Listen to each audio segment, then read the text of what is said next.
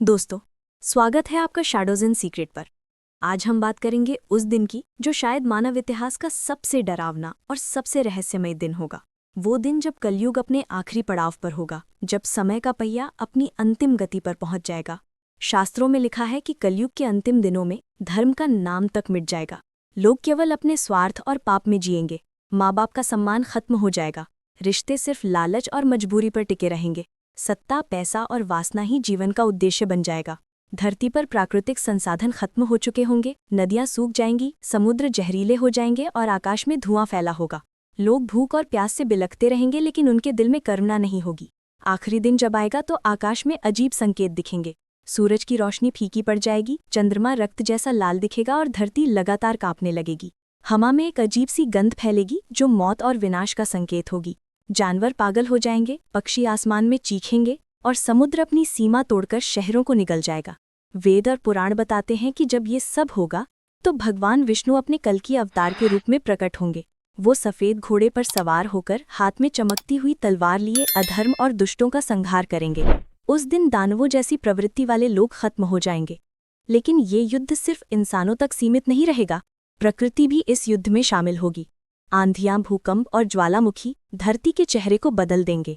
समुद्र की लहरें पहाड़ों जितनी ऊंची होंगी और वे हर उस चीज को बहा ले जाएंगी जो उनके सामने आएगी। कलयुग का आखिरी दिन किसी एक देश का अंत नहीं होगा, ये पूरी दुनिया का अंत होगा।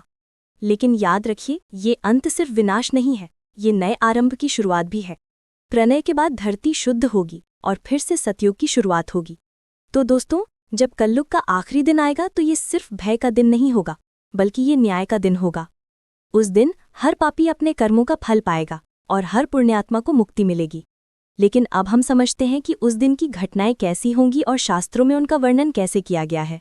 कहा जाता है कि जब कलयुग का अंत आएगा तो धरती पर इंसान का जीवन असहनीय हो जाएगा। लोग एक दूसरे का खून पिएंगे, भाई भाई का दुश्मन होगा, बेटा अपने पिता को मार डालेगा और स्त्री पुरुष का संबंध सिर्फ वासना और व्यापार तक सीमित रह जाएगा। धर्मग्रंथों में लिखा है कि उस समय धरती से अन्न पूरी तरह गायब हो जाएगा।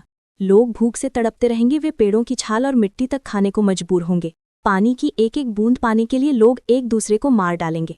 ये होगा वो अंधकारमय दिन जब मानवता पूरी तरह मर चुकी होगी। आखिरी दिन से पहले कई संकेत मिलेंगे। पहला संकेत होगा आकाश में अजीब रोशनी और ध्वनि का प्रकट होना। कहा जाता है कि अचानक आसमान में गड़गड़ाहट होगी, बिजली जैसी चमक चारों ओर फैलेगी, लेकिन वो बिजली जीवनदायिनी नहीं होगी, बल्कि विनाशकारी होगी।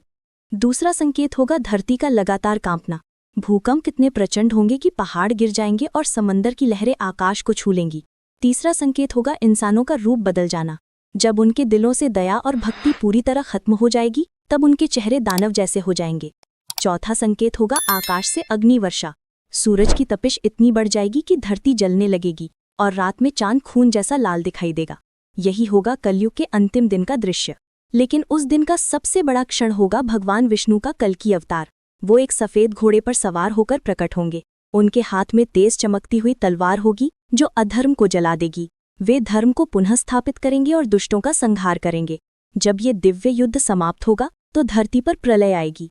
समुद्र सब कुछ निगल लेगा, आग चारों ओर फैल जाएगी और अंततः सब कुछ शून्य में विलीन हो जाएगा। उसके बाद धरती शुद्ध होकर फिर से जीवन के लिए तैयार होगी और एक नए सतयुग की शुरुआत होगी। तो दोस्तों, कलयुग का आखिरी दिन केवल डर और विनाश का दिन नहीं है, ये न्याय का दिन है। उस दिन हर बुराई मिट जाएगी और हर आत्मा अपने कर्मों के हिसाब से फल पाएगी। जो लोग भगवान और धर्म से जुड़े रहेंगे वे मोक्ष पाएंगे और जो पाप में डूबे होंगे वे नष्ट हो जाएंगे। ये अंत है और यही एक नई शुरुआत भी है।